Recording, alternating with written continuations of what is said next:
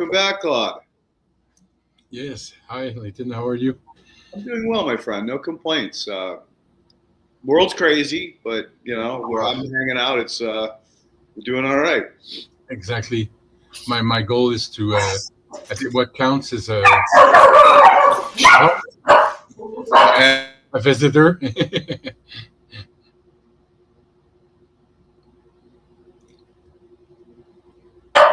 I don't know what happened, but my dog just started freaking out.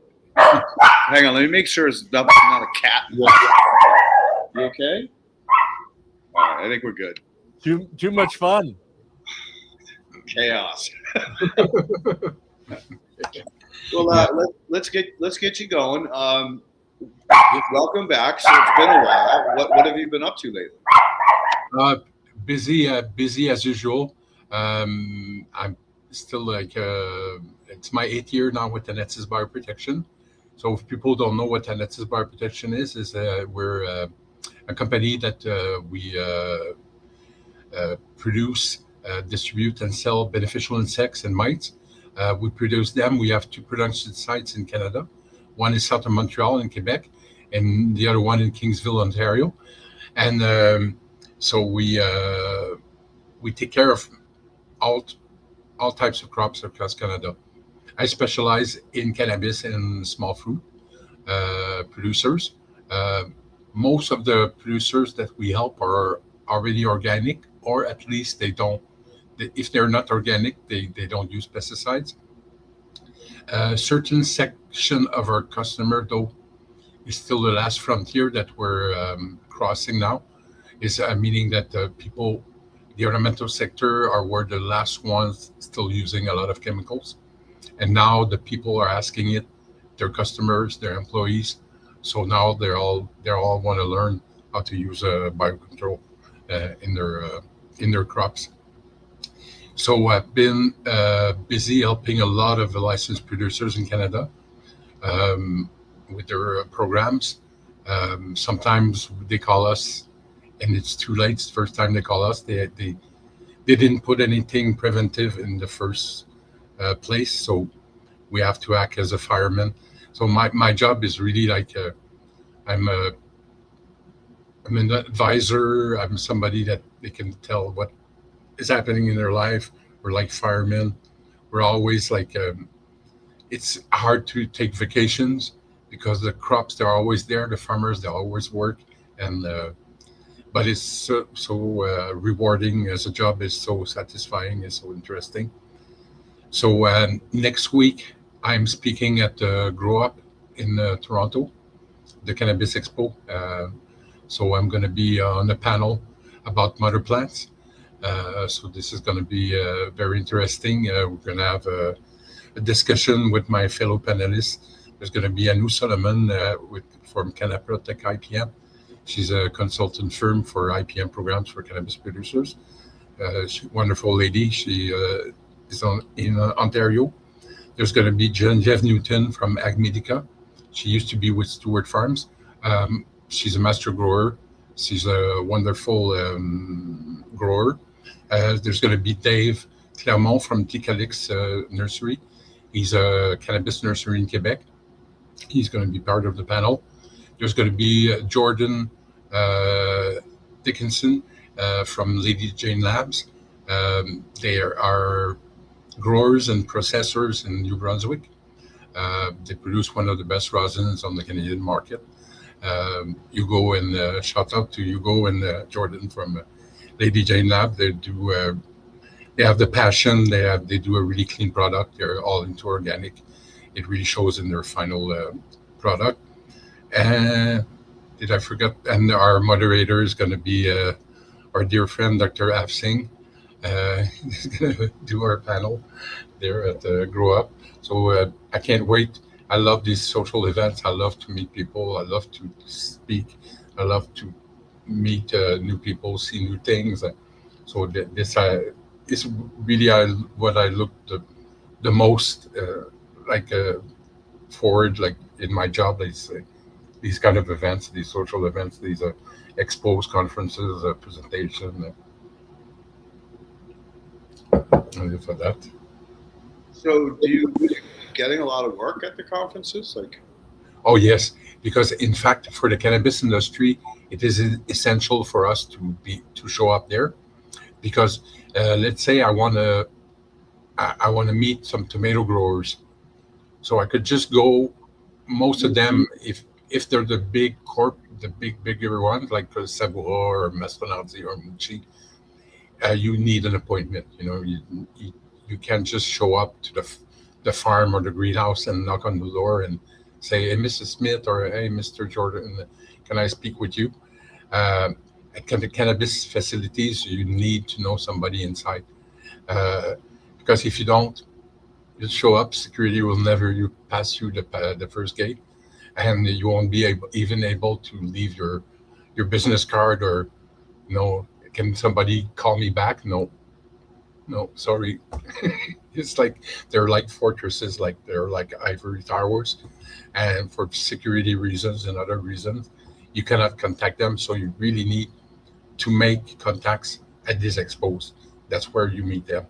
That's where you meet the growers, the master growers, or at least sometimes you're lucky. Sometimes it's a second level contact, meaning you'll meet the sales team that's there to just represent their brand, but sometimes they'll be kind enough to pass along your business card or tell you who to contact inside their company, to talk about IPM with them, and sometimes you reach out to the buyer or the master grower or to the director, or you never know which each company is different depending on the size.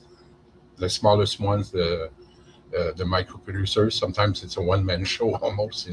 They have extra hands when they harvest, but that's it.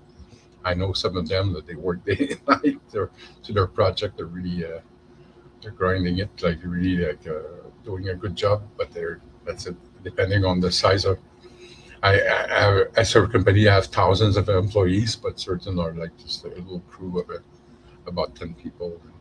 So the networking is critical then. Yes, exactly. And I hope to get for the fourth time, or is this edition is the industry awards. Again, the annual industry awards, and I hope to get our fourth IPM Company of the Year award this year. So, All right. Good luck.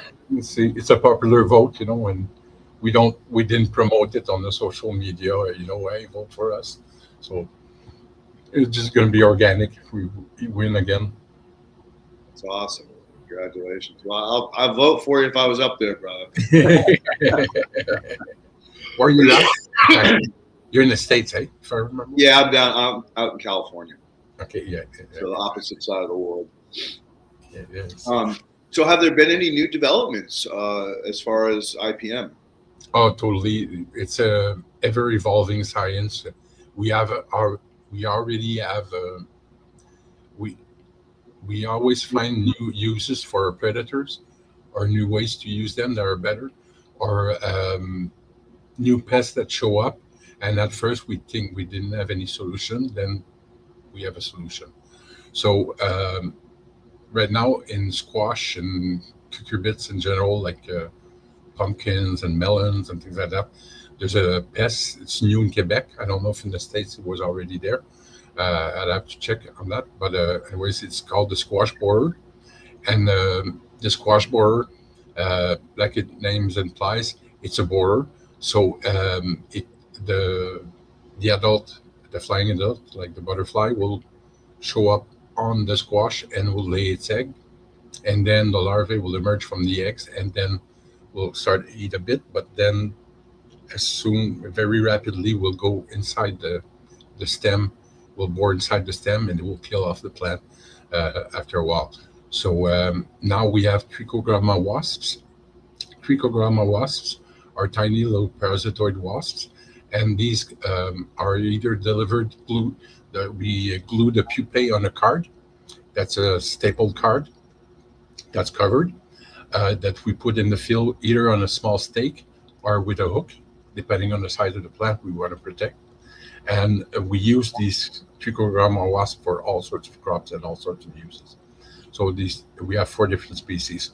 So we'll do a mix or use the specific species for that specific pest. So for the squash borer or the corn borer that affects cannabis and corn, we use Trichogramma austrinier, which is the best one for this type of pest. So the pupae, like I said, they're glued on a card that's stapled and that you put in the field.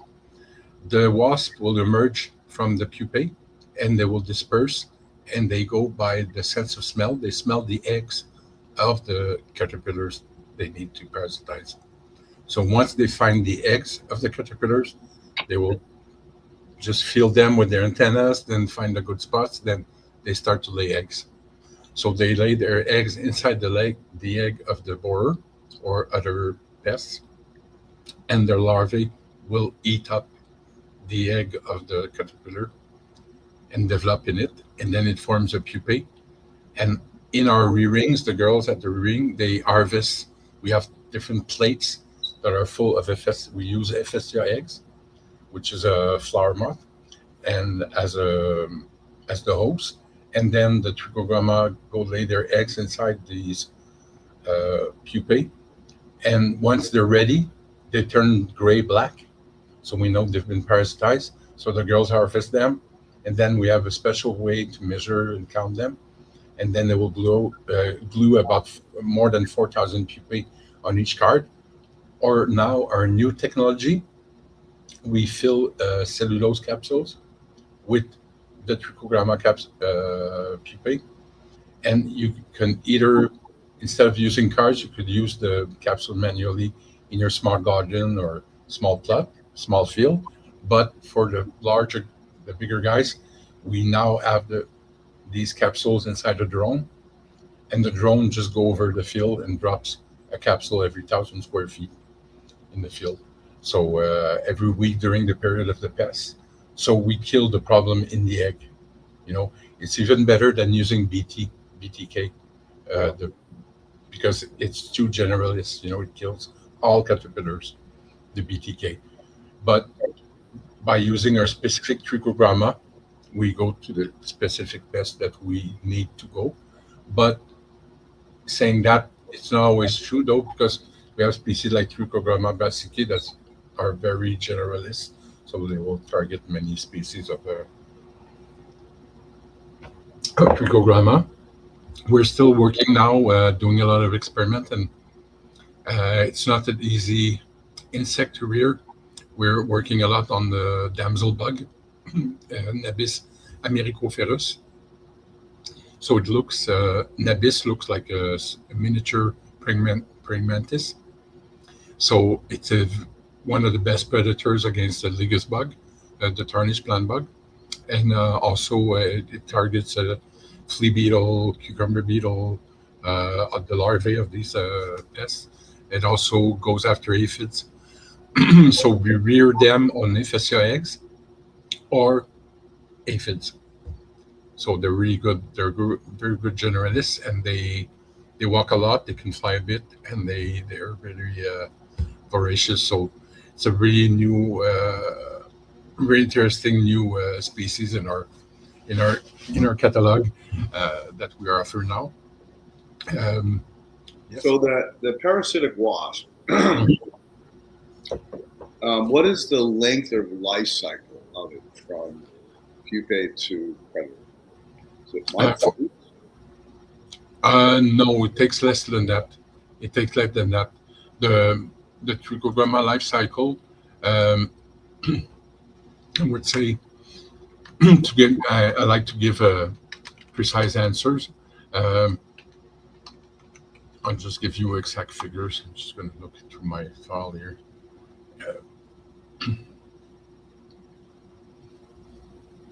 Takes about 8 to 10 days. Wow, that's pretty quick. Yes, exactly. Now, do you encourage your clients to create habitat for them, like banker plants? Or okay, for this one, it's not really necessary.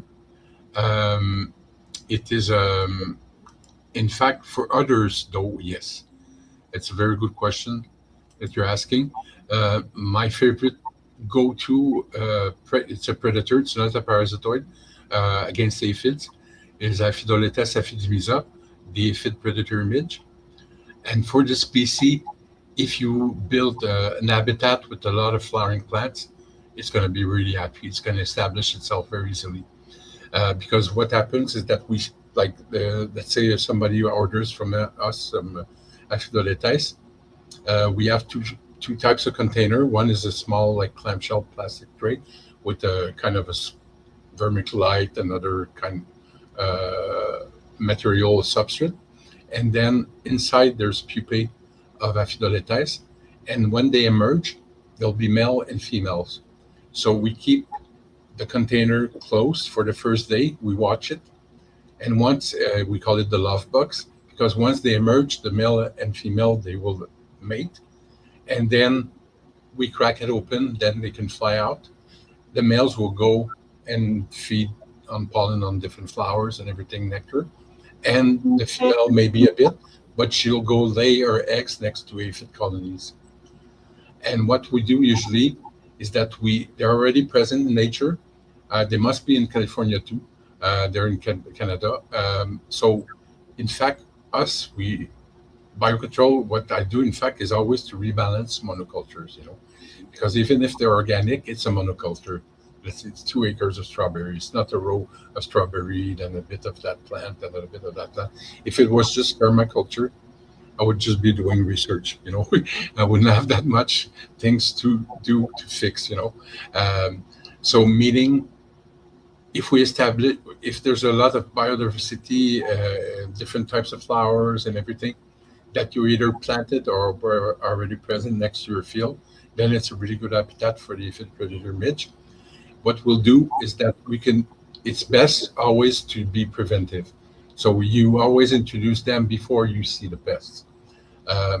That's always the best way to go. It's always the cheapest too, because a lot of people, they call us when it's too late. It's like full-on aphid infestation, and they're expecting miracles from us because they're from the old school. They would spray some chemical pesticide and they would see immediate results. They would be clear for them that they all died. We're good. They all, like, the mites died or the aphids died. But did the pest build resistance? And you're spraying chemicals. So with biocontrol, you need to be preventive, but you can always you can have corrective action, and it's all okay in certain situations, but it's a battle, You don't know how much it's going to cost you. You don't know.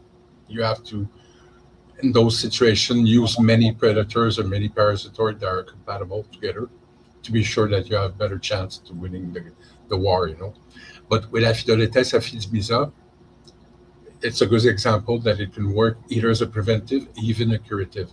But the curative had to introduce more individual. So there was this licensed producer. I was about to say his name. I'll keep it always confidential. He's a licensed producer in Quebec. He has a indoor site and outdoor site. And the outdoor site was full on infestation of aphids. It was the melon aphid, not the cannabis aphid though. At least the cannabis aphid is a lot more prolific than the melon or peach aphid. There's about 7 species of aphids that we've discovered that attack cannabis. So anyways, we did 3 introductions, 3 weeks in a row. And I saw him like at an event not long ago, and he hugged me right away. He said, "Man, you saved my field." So the aphid predator image I really like because it doesn't cost you much. It costs you about $30 or up to $60 an acre per week to introduce them. You don't need that many. You need 250 to 1,000 individuals for a preventive release for a couple of weeks in a row, and then they're established. You're good. They're there for the season in your field. That was going to be my next question. Yes. Are there different pests emerging at different times of the season? Yes, and sometimes their timing can be off. So in fact, when we are with a producer, we'll always okay. First of all, we want to know what does it grow, what does it grow, indoor, greenhouse, field. Do you do mixed crops? What's your history of pests? What are the crops that you're growing that might be susceptible to these pests? Then we have the invasive species watch list that we know there may be coming. They're coming up north, like the spotted lanternfly. We haven't seen it, but it's very close to Ontario, so it might jump on our side of the border this year. We hope not. It's a really bad pest. We don't have anything yet for it. Um, another um, sometimes a predator will turn into a pest. So we have Nesiticordis tenuis. Anyways, it's the tomato green bug. So it's a real problem right now in the States, in the Midwest, and I think in the Great Lake areas and in the Niagara region in Canada. It is in the greenhouses.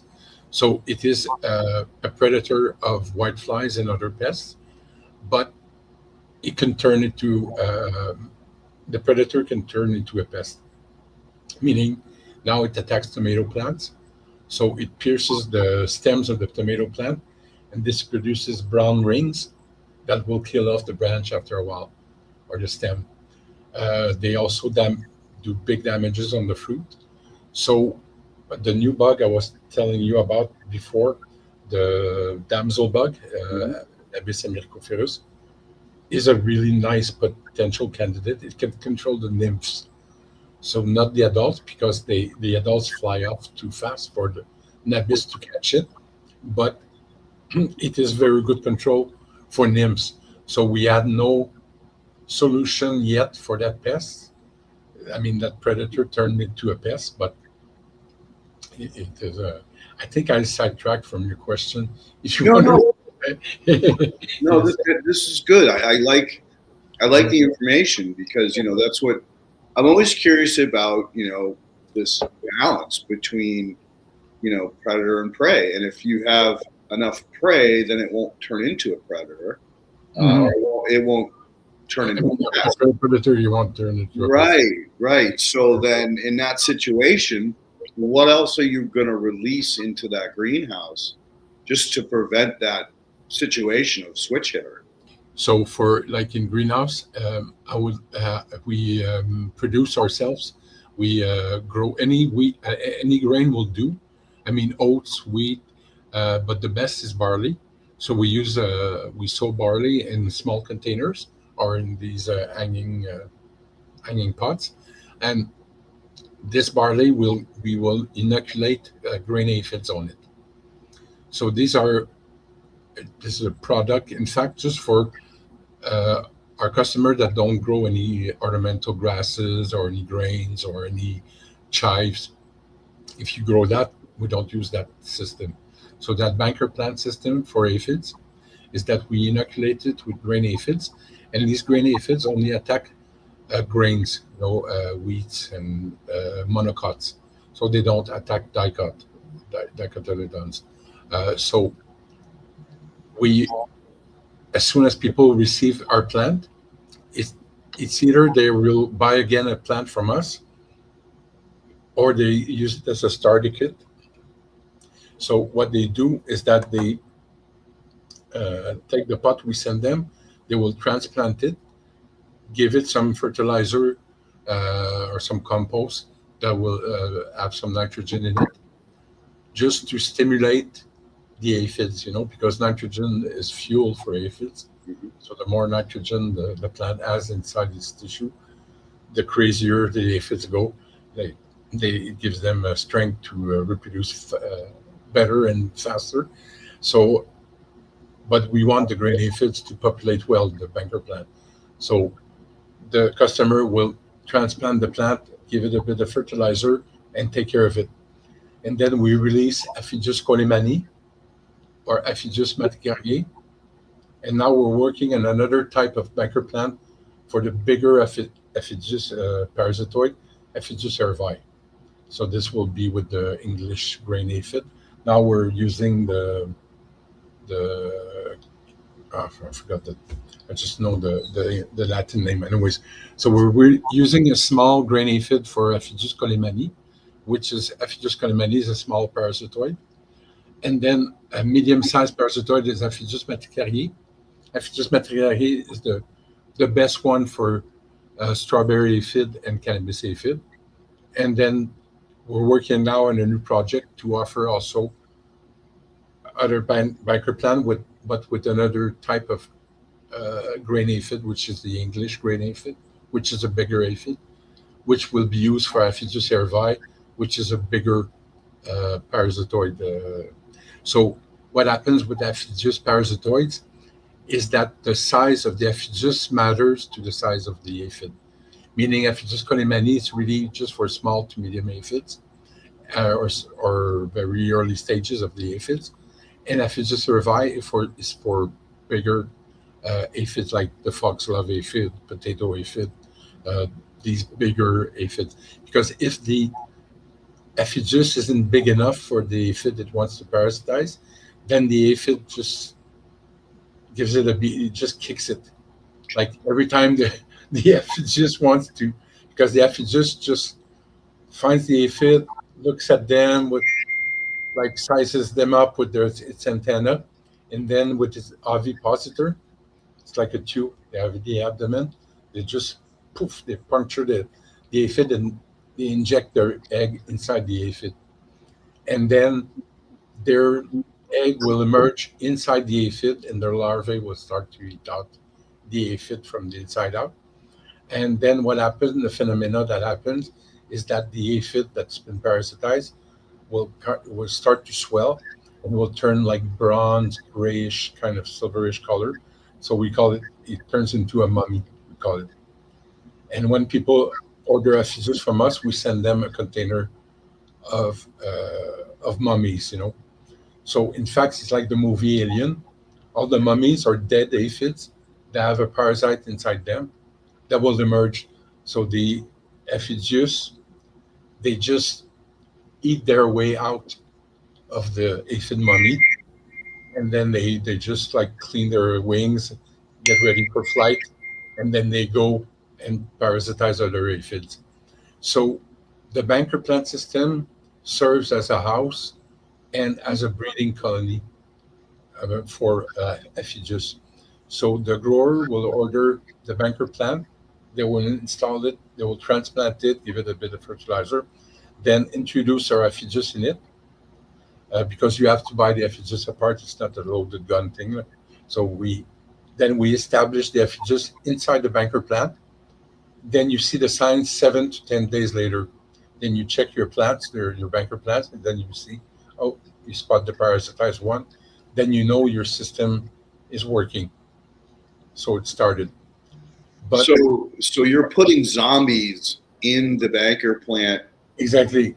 Wow, that's a great idea. Yeah, so they maintain their presence from that banker plant, and then they will fly and go find aphids in the rest of the greenhouse afterwards. So you have to make sure that your system is already in place and working. Then you can put your pepper transplant or cannabis transplant or whatever you have in your greenhouse. Then you already have bodyguards that are working, around the clock to make sure that there's no aphid that shows up, or if any aphid shows up, it's taken care of right away. So the people that receive our starter kit, in fact, what I advise them to do is to sow their own barley or wheat before we send their plant. So that way they can like perpetuate their own thing. So they will have the transplanted banker plant that we first send them, and then they just stick their own seedlings next to it, and then they will transfer to the new plant. Because from my experience, I grow some all the time for my cats, the sweet grass for them, and I know it lasts about 3-4 weeks if I transplanted in a good pot, and I give it a bit of fertilizer compost, then it will last longer.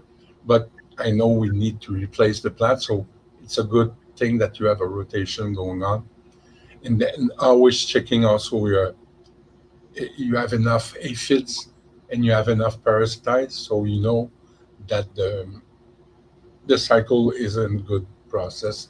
And that way it saves you money because you don't have to reorder effigies all the time. You make sure that your cycle is going on, and then it's good for that. And that fact about, sending the right size Mhm. food sources is really also very interesting. Yeah, So because when you said it just kicks it out of the way, it's because it's too small exactly, for it to get its egg inside of it. Interesting. exactly. We have on all our social media, we have this bug porn kind. We have the videos almost every week about our parasitoids or our predators in action. Would it be an insect or a mite? Very interesting to see. So that's it. Ephigus is fascinating. Um, there's also Encarsia that parasitize whiteflies. It's about the same principle. We send cards or bulk pupae that will emerge and go parasitize the whitefly eggs. The trichogramma, same thing too. Um, Usually, if you have a good infestation, just the cycle, the natural, we will need to reintroduce often, like until we get control of the population. If we intervene too late or the infestation went out of control for whatever reason, it was so hot that the parasitoid died, or but the aphis didn't, or something like that, then we'll need to reapply. But usually it works well, especially if we did it in prevention before the pest occurred. Then in the system, because it's you have to take care of your bagger plants, just like your crop, you have to watch it, and it's not just going to take care of itself. So you have to make sure that you're looking for the good thing. It's not once you know what you're doing and you have the eye for it. It's very simple, Takes a and couple of minutes a day. yeah. So we're working this year again. We're doing another experiment with the University of Sherbrooke and Ministry of Agriculture of Canada, and so to try to stop pesticides in green onions and the black earth in black soils in Quebec. So because there's a lot of trips issues, so this year we're doing rows of alyssum. Um, these tiny little white flowers that are so rich in nectar and pollen all year round, and they're very easy to sow, and they grow very rapidly and everything. So we have rows of alyssum next to the rows of green onions, and then we introduce Aureus insidiosus, the minute parrot bug, in the alyssum next to the onion, and then we see the predation of the Aureus to the trips in the onions. Um, it's one of the best predators for trips is Aureus insidiosus, the minute parrot bug. It's an amazing predator. It will kill about 40 to 50 trips a day. It eats 10 to 12, but it kills about 20 to 30 for sports every day, just for pleasure of hunting them. Yes, and That's a good one. yeah, and they're generalists too. So my colleague Ivy took a little while ago. It's not often that we see it, and lucky enough to be able to film it. The Aureus was attacking spider mites, so it can also attack spider mites or eat small eggs or baby aphids, things like that. So generalists are great. Sometimes they have their preferences, like the Nabis americophilus, the damsel bug.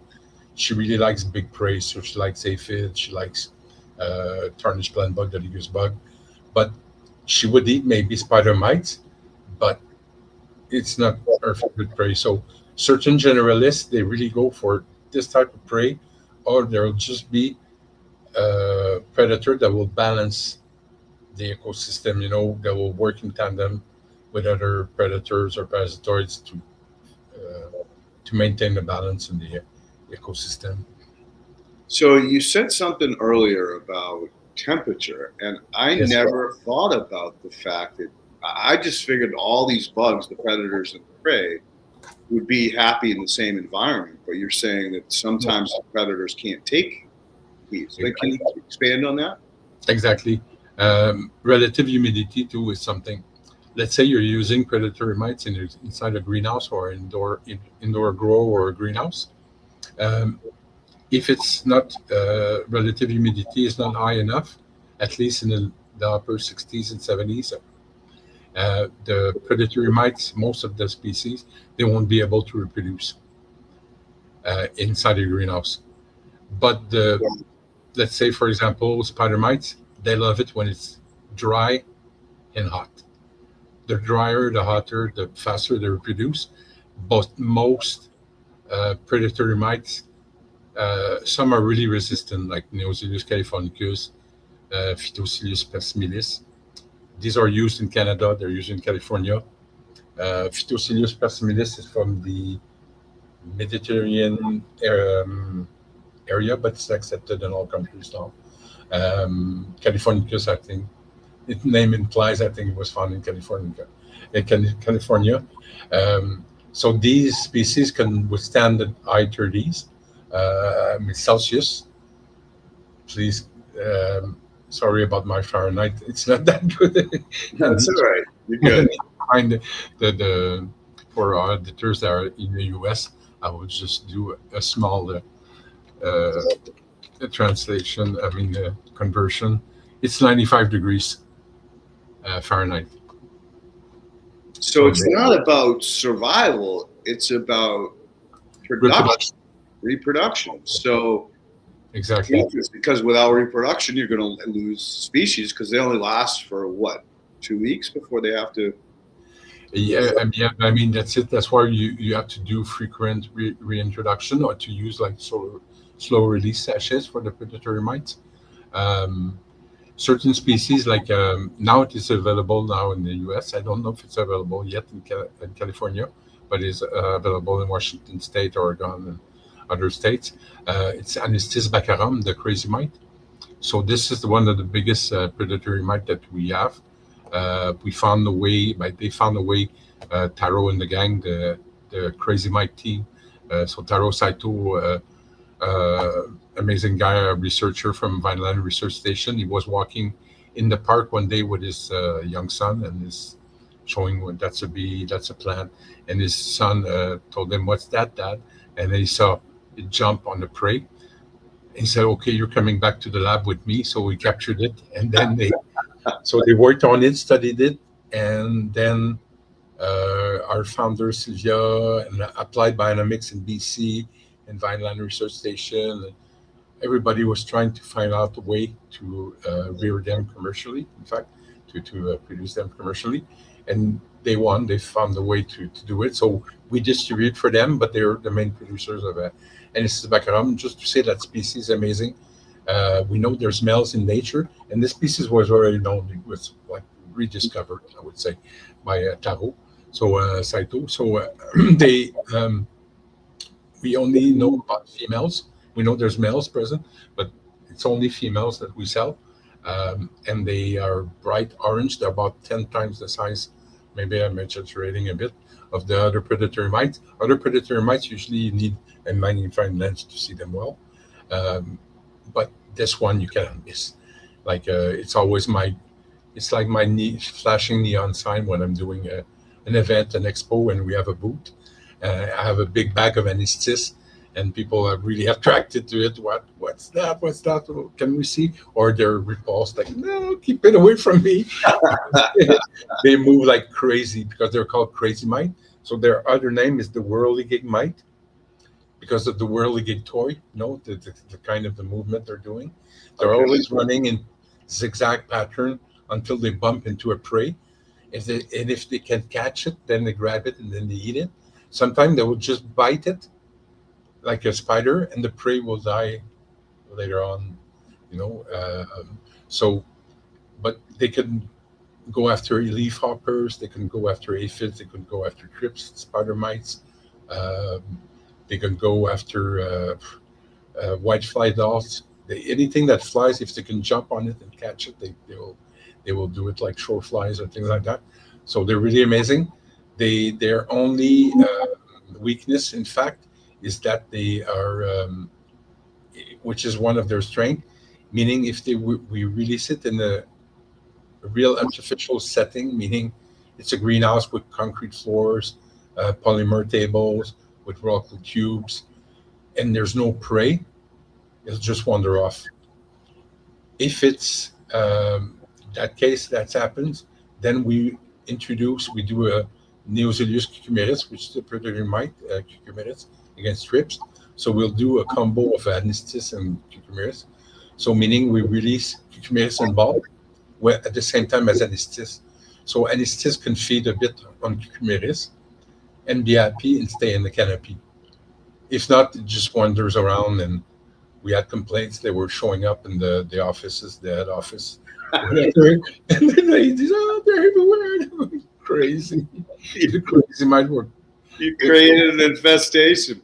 All right. So back it up. You say that only the males are in nature. Well, how the hell are you breeding? No. I mean, sorry, I think I didn't say it well. Meaning we know that males exist, but we never saw them. Oh, okay. So we only have females that reproduce by a parthenogenesis. So they lay eggs. So they'll lay little clumps of orange eggs, about 30 to 40. In their lifetime, they lay about 100 to 150 eggs in the soil. Well, how do they get fertile? They're self-fertilizing? Exactly. Because it's just like, in fact, the parthenogenesis is just like the like aphids. Like, for example, aphids is really weird. They're all like they reproduce. So aphids, in fact, they start from overwintered eggs that turn black, and then in the spring, from these eggs, the aphid will emerge. Then the aphids that emerge from these eggs are all just females, and they're pregnant of a baby that's pregnant of a baby that's pregnant of a baby. Wow. And they always reproduce. So most species, they reproduce, they will produce 4 to 8 nymphs a day. And these nymphs, it will take them a couple of days to be sexually mature and to start producing their own babies. No wonder they're so prolific. When they get going, they just go. Exactly. So only females during the nice season. And then if a shock happens, meaning they get sprayed by soap or oil or any other pesticide, natural or not, or the population is getting important, or there's any kind of stress to them, or it's like sometimes it's a natural clot that just pops up. So they'll produce winged individuals. So the winged individuals will start to fly off, and they'll just escape or find other plants to found new colonies. And these winged individuals are female laying eggs.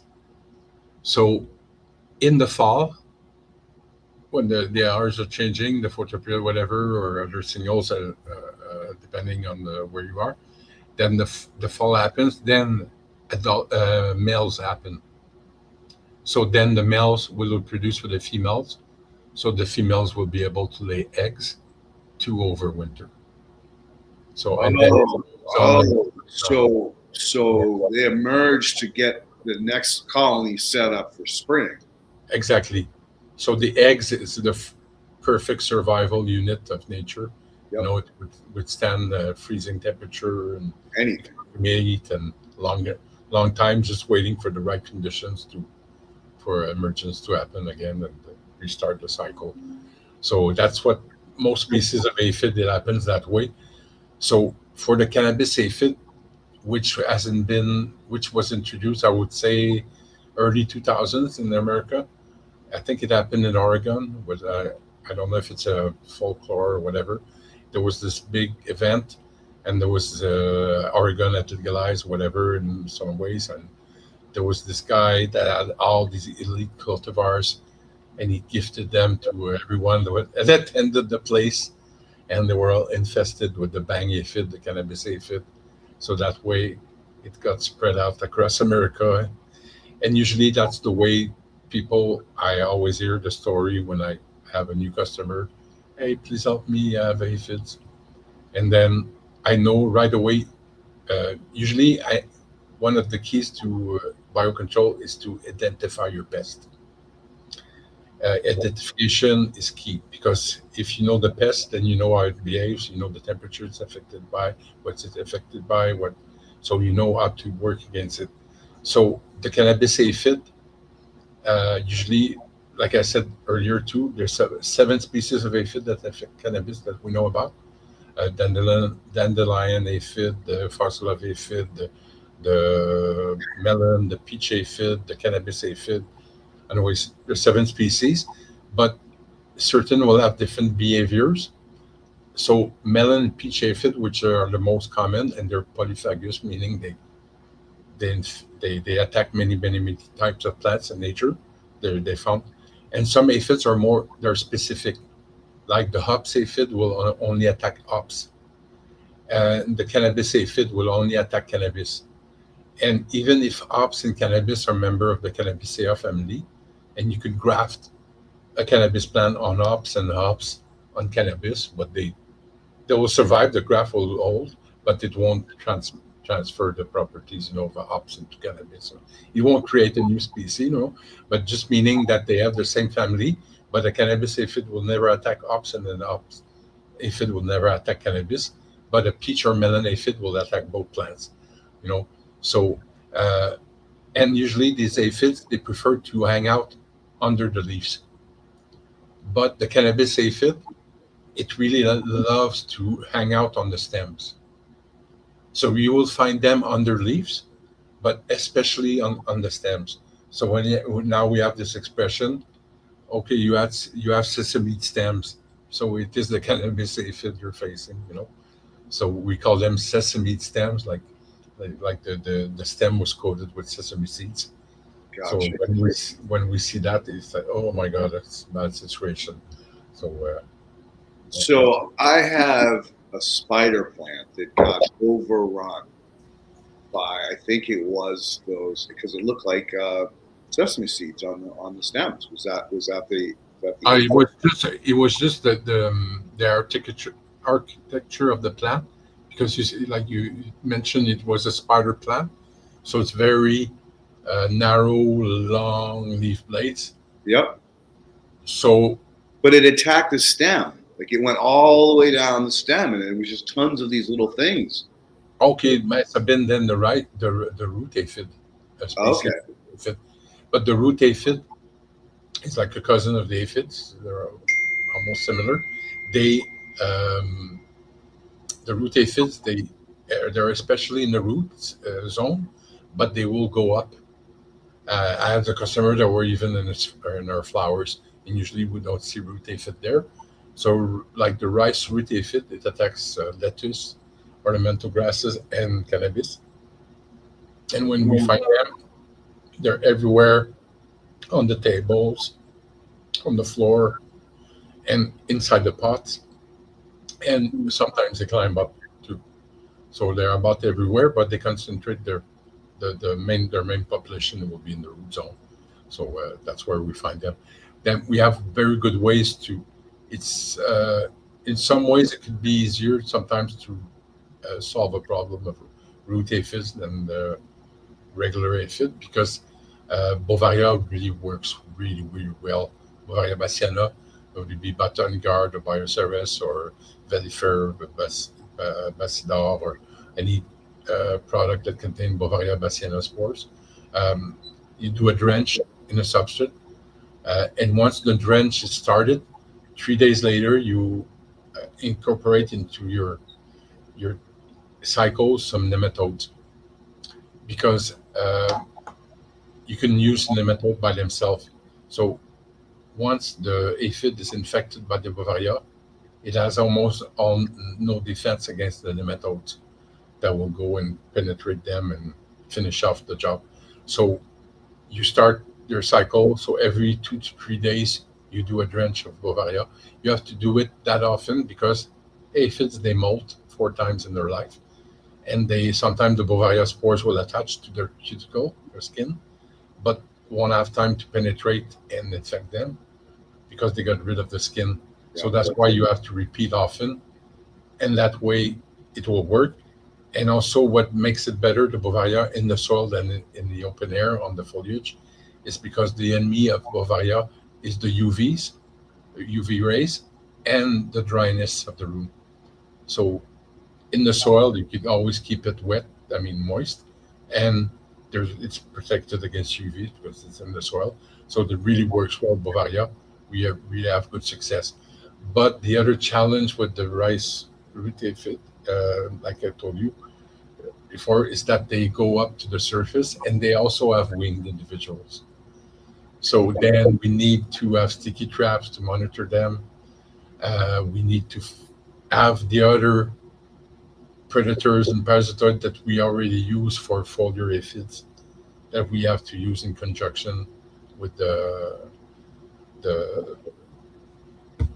Bovaria for the rice root aphid. So let's bounce back to the crazy aphid or the crazy predator. The crazy mite, yes. Crazy. So Yes. we the last time you were on here, which I don't remember, it was a minute ago. It might have been more than a year. Yes. That was you were just starting to talk about that. Yes. And it wasn't being licensed in my country or in America yet. It was only you could only get them up in Canada. So you seem to have penetrated into the US now. Yeah, it was not us directly. I think it's a company called Sun Horticulture. Okay. They're a very nice lady. It's her company. She's all over the West Coast. And there's also evergreen growers. I think they're in Maine, somewhere like that. I need to check it out.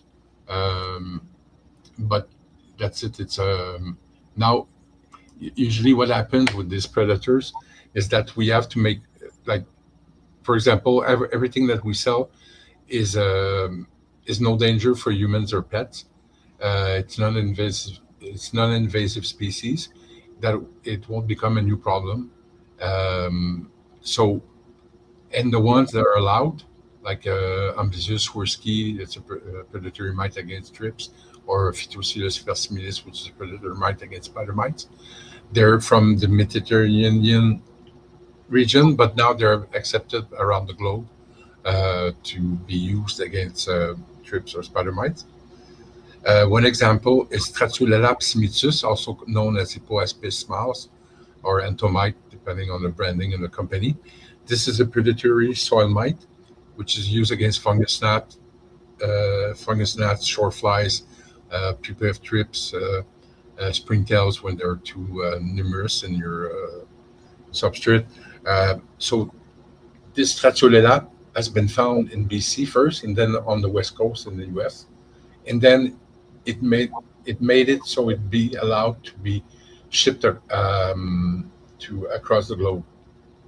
But we have a species that's called Gallolelaps gillespii, which is the cousin of Stratulella, kind of. But this has never been found in the US yet or anywhere else. So this we cannot sell to US yet until they find it one day. But sometimes today somebody will put the effort, somebody will find it. It's not really probable, but Anatis, it's so easy to spot because as a kid I remember seeing them in the hot summer day. They're all around the northern hemisphere, around the globe, and they're so common. They really like really hot days, and you see them on the asphalt or the rocks. And I remember there are other kids I would try to stop. Hey, don't kill it. So they would like just squish it with their finger and just produce it. Leaves a little drop, like a tiny drop of blood, kind of that thing. So so they would just squish it, and so they're everywhere. You know, in the summer we see them very easily. You don't need any magnifying lens to see them. They need against to convert my Fahrenheit to my Celsius. They work from 5 degrees Celsius. 5 degrees Celsius is in Fahrenheit. It's very cold. From 5 degrees Celsius, from 41 degrees Fahrenheit to about 113 Fahrenheit. Wow. because they you see them running on really hot asphalt on pavement in the summer. The only thing that stops them is water. They can drown easily. Let's say people have ebb and flow tables that fill up the. See them that, yeah, I don't see them that often anymore, but most people do drip irrigation inside those tables now.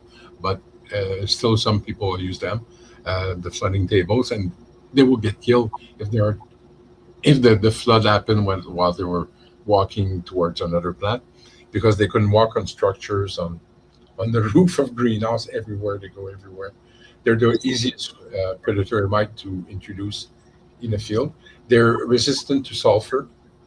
So people that use sulfur burners or use a micronized sulfur against powder mildew or other thing, they can survive that. It's really amazing, because usually like insects don't resist, except maybe aphids. They don't like sulfur at all. It is one of the solutions against amprosed mite. Sulfur is one of the solutions that you can use. But they use those against the russet mite. Yes, because the russet mite was another one. It was like it's a really bad pest. It's really hard to get rid of. It's so tiny. It looks like a tiny little worm, but it is a mite. It's an Aphiridae, I think, if I pronounce it well. Anyways, the family. So the tomato russet mite, the hemp russet mite, they're about the same. They're so tiny, they're the size of a trichome. So you need at least 60 or 80, even better, or even more time, like the power to magnify them and to see them well. And usually they happen. It's already a full. When you notice them, I mean, it's already a full infestation. Yeah. You know, they're everywhere. You see them in the new shoots. There'll be distorted heads and everything. You see them in the bottom of the plants too. And if they're infecting your cannabis flowers, you'll see them climbing up the flower, meaning the flower will turn brown as they go. And they eat their way up. Exactly. And the brown mite is one level less concerning, but it's still a big concern to brown mites.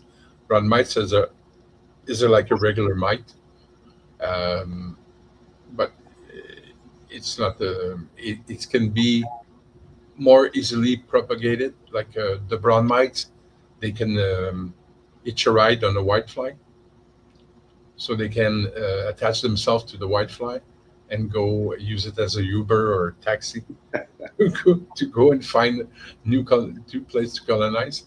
The hemp russet mite can't do that. The way its anatomy is built, it cannot hang on to a whitefly and go and find other places. But it can very easily get on people's clothing, the workers, people, and they will propagate it that way.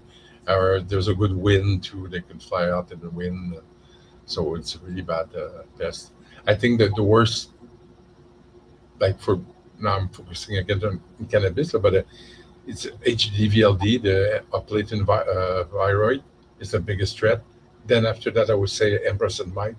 Then I would say maybe the same would be a brown mite and cannabis aphid, then rice root aphid, then spider mites, then maybe the trips, then fungus gnat, I would say it's lesser. Because trips you can always tolerate a bit. For sure you won't have the same potency, the same expression, full-on expression and full-on production from your plant, but it won't kill it off, Like aphids, if you let them go, or spider mites, they will kill your plants. They'll ruin your plants. It's zero tolerance, in fact, for these two pests. So I have a question. There was a rumor back, I don't know, 2018, 2017, that the russet mites were similar to the cannabis aphid. It just came from nowhere. It just all of a sudden it was prolific. Is that the case? No, I mean, there's been, I think these kind of conspiracy theories, sometimes they stem from real stories. There were some studies made because I think Nixon in the 70s, they had the program. There's one that was called Intercept. It was against the Cessnas that were coming in from Mexico full of cannabis, that they would have a radar corridor to intercept them. Then there was Paraquat. Yeah, I remember. The Paraquat was, they would spray this nasty herbicide everywhere, and some people would still harvest the plant and sell it off to customers, and they would get really sick from that. And then there was this other operation, Mindstorm. I think it was University of Mississippi. They had a research program, and they wanted to know how dangerous cannabis could be for men. So all the agronomists there were working on different cultivars and everything to see how far they could push the plant and everything.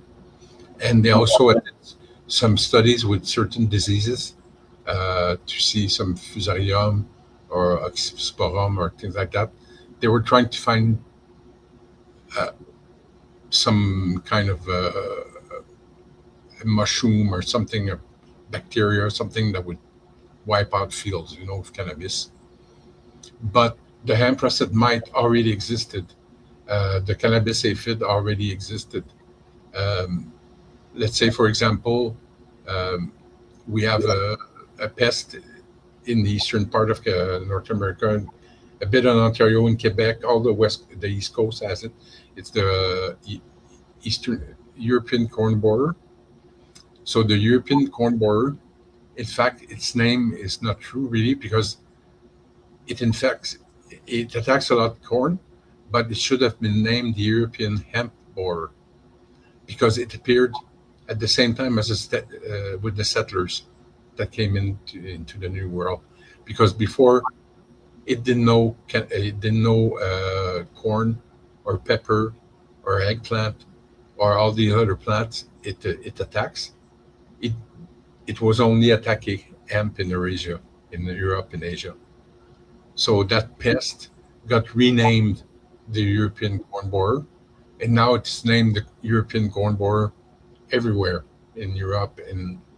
But in fact, it should have been named the European hemp borer. So it's just, and like the story of the cannabis aphid, I believe is true. It's somebody that got some land races cut, I think from India, and gave it to the people that were there at that Oregon event. I forgot the name of it. And then people left with their plants, and they all spread out like how I see the cannabis aphid spreading now in Canada and all the facilities I help. It's always the thing is that they want the flavor of the month. So they always not want new cultivars, new strains, because the customer, they want new flavors, they want new eyes, they want something. So they're always introducing new strains inside their facilities, and they never do a proper quarantine. So they always miss out the tiny little nymph in the throne of the tray of clones. And that little nymph, you just need one that starts the whole infestation, So usually, I would say it's more that, but I'm not omniscient, so there must have been many, because they really tried to. Their goal was to really make that plant extinct. So in the 70s, because he knew that it was during the Vietnam War, it was the peace activists, the beatnik, whatever, the APs that used it, and then they wanted to suppress it totally. That there was no mercy. That would, like, for example, the Russians, when they invaded Afghanistan in the 80s, they knew the Mujahideen that later become the Taliban. They knew the Russians that the Mujahideen were making hash from the Afghani plants, and they would trade it for weapons and whatever. So they destroyed about 70. The Russians, they started to blow up fields and put fire to fields. So they estimate they destroyed about 75% of Afghani genetics because they wanted to eliminate that plant. I had the chance now, it's my 7th time. I think I meet Ed Rosenthal. I started growing cannabis in 1985, And back in the days, my 41st year anniversary, and back in the days, there was no internet, there was no outdoor store, there was no way to know any information. The only way was the Ed Rosenthal book, the Jorge Cervantes book, and there was iTime magazine. So iTime magazine, we had to scramble around town trying to find a shop that would have it, and we could buy it and then have some information about that plant. And when I met Ed Rosenthal, I think the first time I met him with his wife in Amsterdam, and then I told him, and Jorge Cervantes too, another guy that wrote the second book, I would say, about cannabis growing, the indoor marijuana culture, another Bible.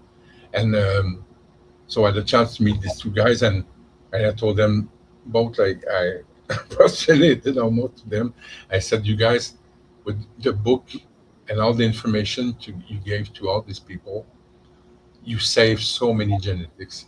You save so much plants, because people learn how to grow their own, how to save their genetics, how to, to save the plant from prohibition, from the extinction that they had programmed for it. Now I think they will never be able to bring into extinction, but I cannot predict the future. But well, it's a clear sign legalization. It's like, okay, we lost the battle. Go ahead, exactly. You guys could go smoke your weed. I mean, it's still. I serve in many countries. It's really, really bad. I remember the first time I went to Thailand, it was death penalty. If you were caught almost like with it, it wasn't as bad as Singapore, but it was almost like a really, really bad prison term you had to do. But now it's just like tourist attraction, in a way. But now they want to revert it back to just medical, so it's not a free for all, but it's still so available now. I wish, I think I have to go back someday, it's a wonderful country, but now with on top some cannabis would be even better. You mean you're talking about Thailand? Yeah, exactly. Yes. Yeah, first time I got Thai stick was out in California in 82 or 83. Okay. Oh my God, that was an amazing plant. Oh yes, amazing. And all you needed is one or two hits, and you were stoned for hours. I know. You don't get that anymore. Even if for sure the longer you smoke everything, the more you smoke, you have a higher tolerance. But still, there's a lot of a strain that disappeared through time because for example, all the skunk, the one that produced thiols and sulfur compounds, we don't see them anymore. Everybody's looking for them. Kevin Jodry found it. Yes, exactly. So there was Sam the Skunk Man. There was that Mark Richardson, the Bubble Man, knows about. So everybody has his own kind of person that saved it. Personally, the last cultivar I had that was close to it was a Super Skunk from CNCC. But even I met the Drunkard boys, the sons of Ben Drunkard, the guy that recuperated the seed bank from Neville. Okay. While he went into exile and founded Sensi Seed with it. So they had the Super Skunk. It was still very skunky, that had still the sulfur, was sweeter, but it still had some of the thiols and the sulfur compound that made it, that 1 gram that was well wrapped, could smell it all. That was the problem with that stuff, man. People would get busted growing it, carrying it, smoking it. So that was a big problem for that. That's why the reason that went extinct. Then the Drunkard boys told me about this big fire that happened in Amsterdam, and they lost the original. So I'm glad that Kevin found it again. I think he's going to be in Toronto. I'm not sure. I believe he got it from Maine. Okay. So, they're going to probably come up to grow it. Guys. So keep your eye up for him. Yes.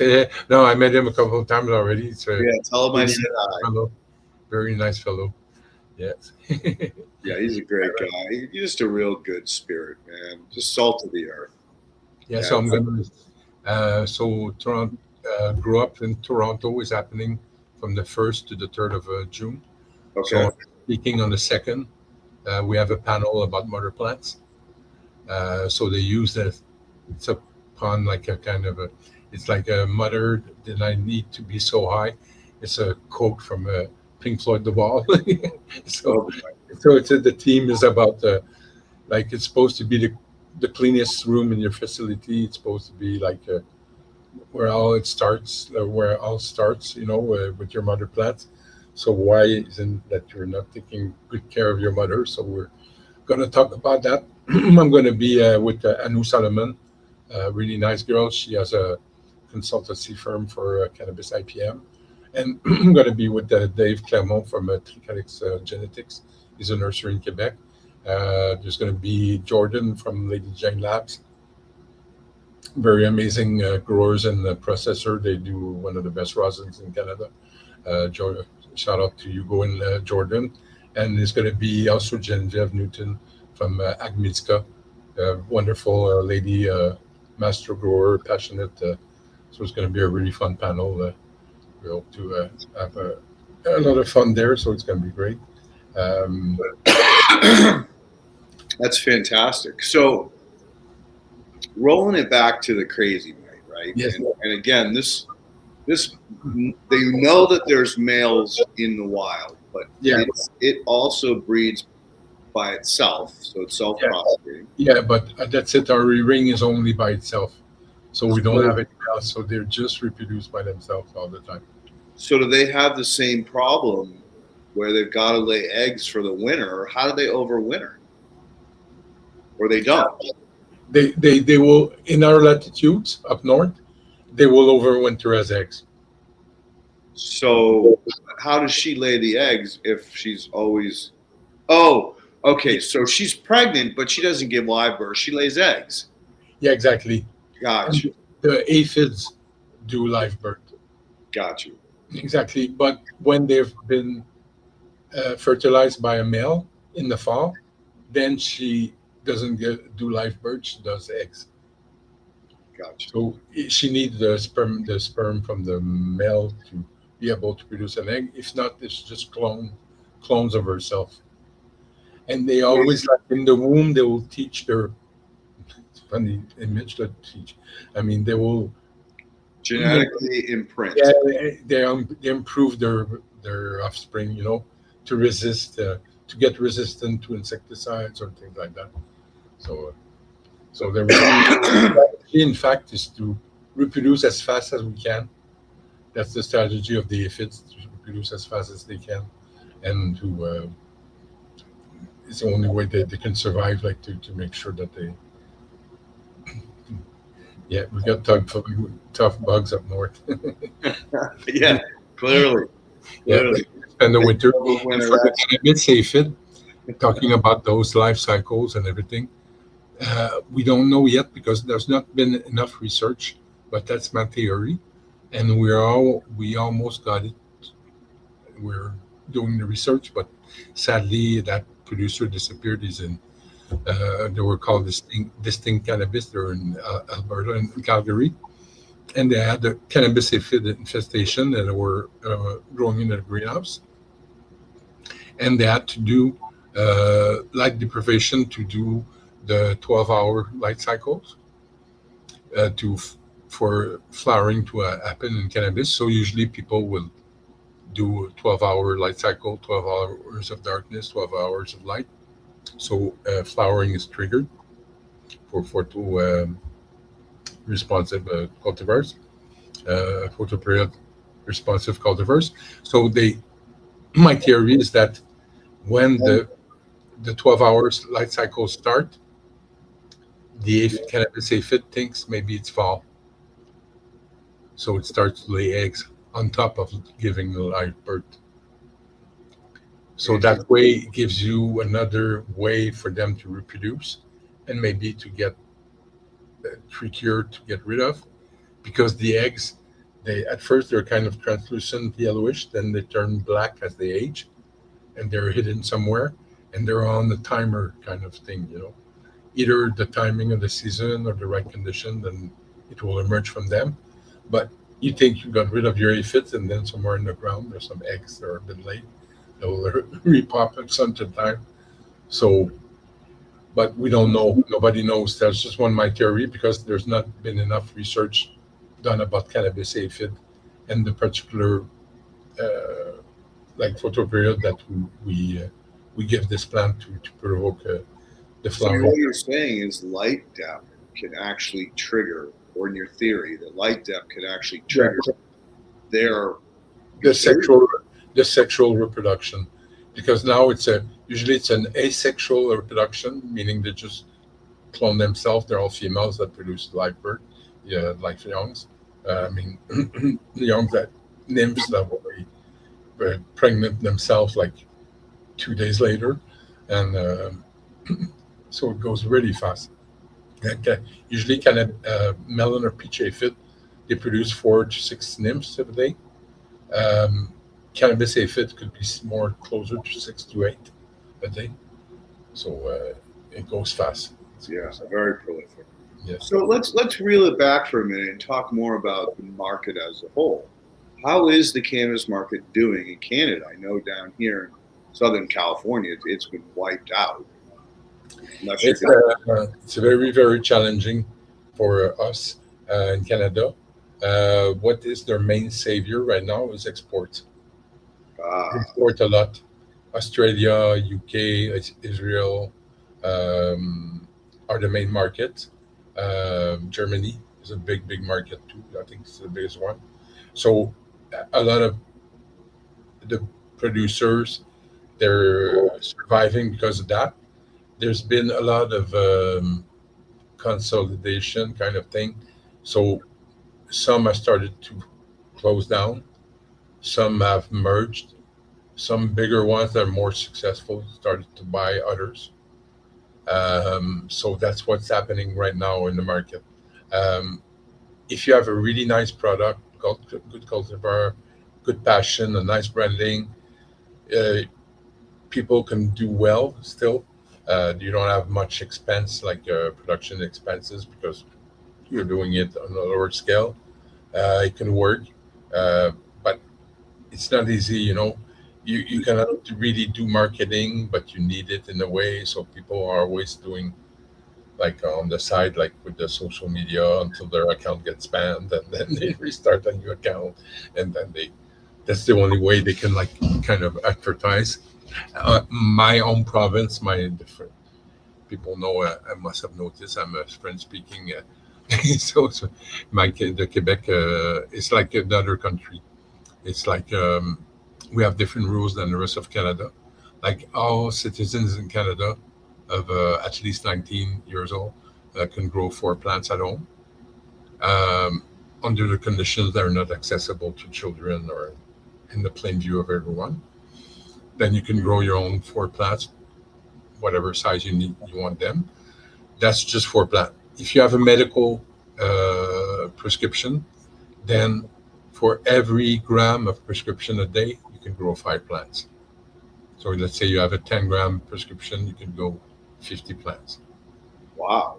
So but people are abusing it. I was going to say, why wouldn't they abuse it?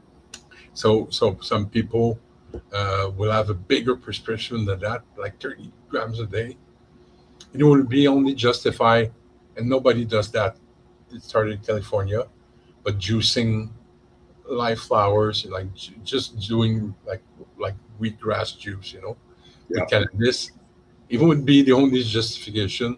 Or if you're doing your own extracts or rosin that you extract from your plant, to have, because certain people have a 200 plant permit, it's their prescription for themselves only, Wow, that's crazy.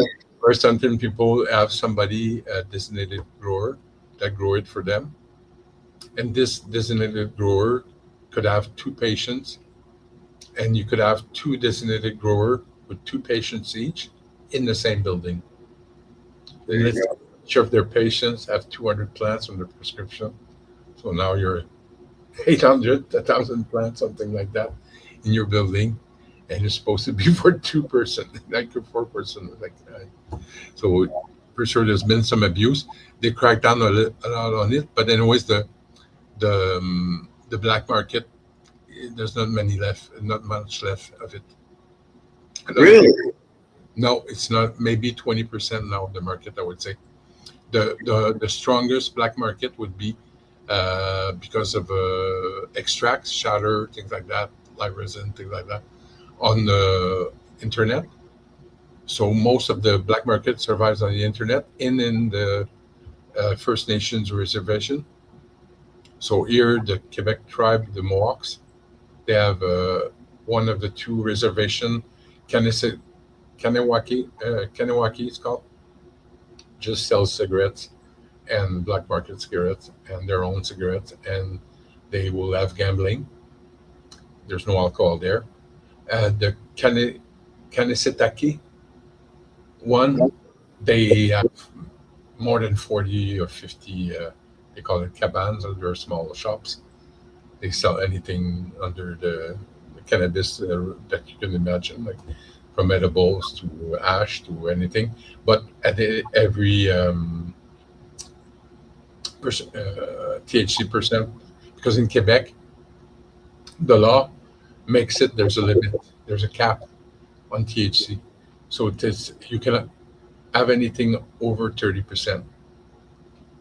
It makes no sense, because a good hash would always be like 30, 40, 50, 60% THC. So the producers, the processor in Quebec are the people that want to sell their product, because here it's a state monopoly. So it's called SQDC. So it's only state stores that can sell the cannabis to people that are over 19. So you can buy alcohol if you're 18, but you cannot buy cannabis.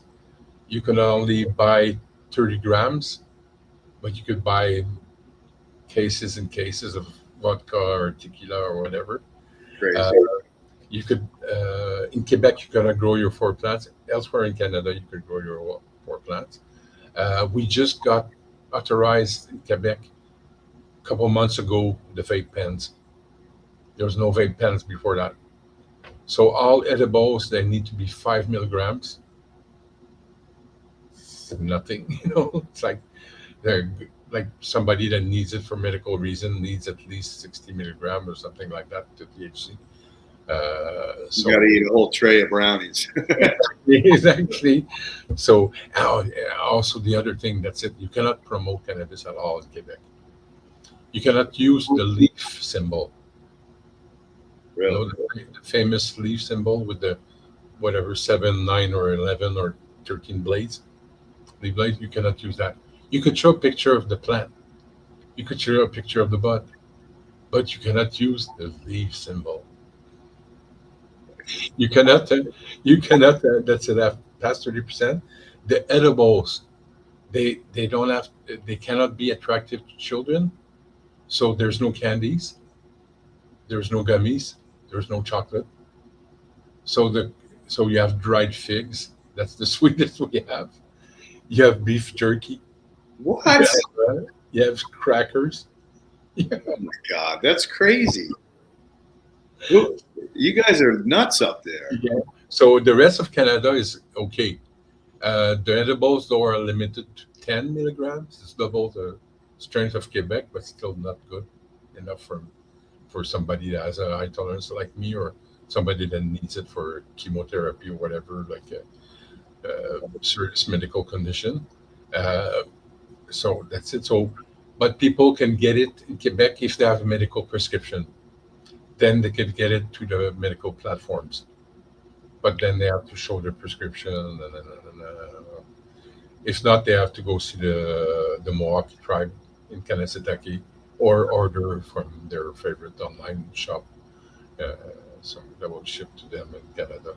So do you know Tom Landry, right? Yes. How far away is he from Quebec? Oh, it's a long drive. It's 15 hours a drive, I would say. Oh. 12. Yeah. So Tom Landry from and Tom DeVoe, the two Toms from New Brunswick, I call them. They both are micro producer that grow in living soil beds. So they're like friends. I forgot the name. Leighton Craft Cannabis. Yes, Leighton Craft, correct. From Landry, and Golden Peak is Tom DeVoe. So they're almost neighbors, and they're both called Tom, and they're both Acadiens, so they both speak French and English. Nowadays, I think they mostly converse in English, but they all know they have a different accent than me in French. It's an even stronger accent than me in French, no? And it's more of a mix, a hybrid kind of like a Acadien, depending on the region. Like you will mix in a lot of English words into your French. No? Yeah. So he's not subject to Quebec, right? Or Quebec rules. No, they have a nicer model in New Brunswick. One of my customer, they're in Rexton, New Brunswick. They're called Eco Canadian Organic, and like their name implies, they're organic. Very nice fellow, Denise Anne and her husband. They have a really nice team. We had the chance to visit them last year. StratCan. StratCan is a media company. Like they do events all across Canada. They're called Growing Relationships. So they invite all the industry, processor, bartenders, growers. So it's a one-day event. There's conferences all day and talks and speed dating, so people can meet each other. So David Brown is the organizer with his partner, and really nice events. And they started to do that a couple years ago. They do the farm gate tours. So I did one on Vancouver Island, the first edition. So we visited we're in a small bus, and we visited all day. We visited 4 farms, cannabis farms, across Vancouver Island. It was amazing.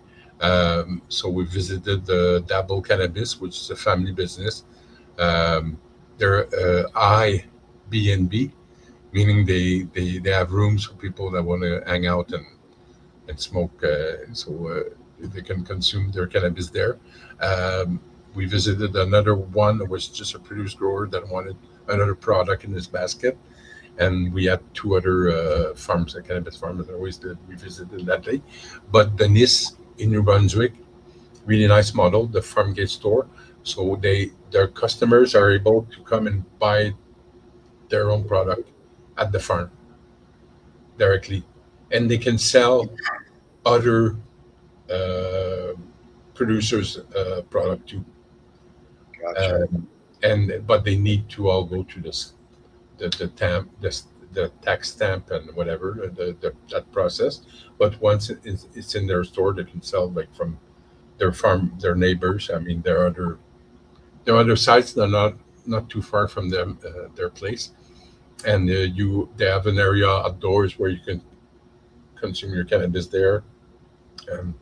And when we went there, in New Brunswick, that was a 3rd edition of the Farm Gate Tour. It was almost like an infomercial. We got off the bus, and there was this beautiful lady. She was playing covers and her own songs with a guitar outdoors. It was beautiful outside. There was a banquet waiting for us. She did lobster and their nice salad and all these. Everybody had 2 lobsters to eat each if we wanted to, and we had a nice salad and desserts and the live music, and we can consume, and then we visited their production site, and then was also the store where if people wanted to buy anything, then we went on our day after that. We visited other sites. It was a really, really fun trip. The Av was on board, Dr. Av Singh, and that's David Brown, the organizer. It was a fun trip. So BC, New Brunswick in the Maritime provinces, and Alberta, I think now. Oh yeah, now it started in Ontario too. I spoke with this gentleman from Kingston Cannabis, and they're in Kingston, Ontario, and they have a farm gate store too. So yes, it's that kind of sounds like my kind of B&B. Yeah. Yeah, Blunts and bong hits. So Dabble Cannabis is a really nice story. It's the daughter. She came out of the closet at the same time as her father, and they decided to reinvest about cannabis, and they decided to invest some family funds into double cannabis farms, and they're on Vancouver Island.